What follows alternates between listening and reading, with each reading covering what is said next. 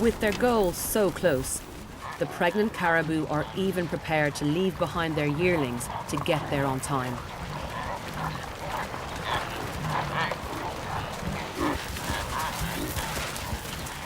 Like their mothers, the yearlings are close to collapse.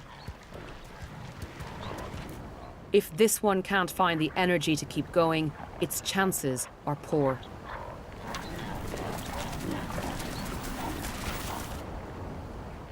On its own, it will quickly be taken by predators.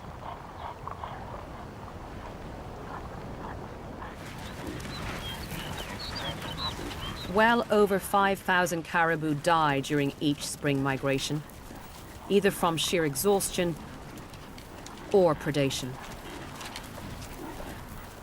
The only way to avoid that fate is to get up and move on.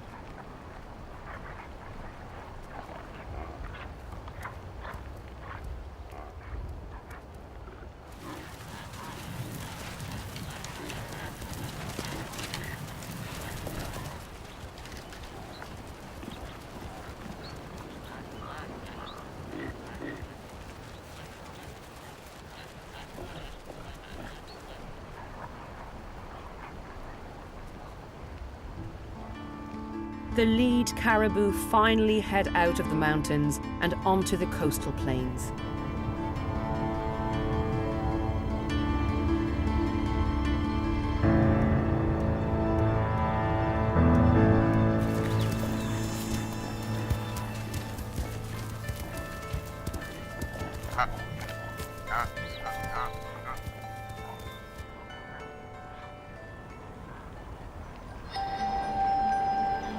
After over 300 miles and barely any food, they've timed this migration to perfection. The cotton grass sprouts and flowers in the 2 weeks after the snow has melted. It's now at its most nutritious.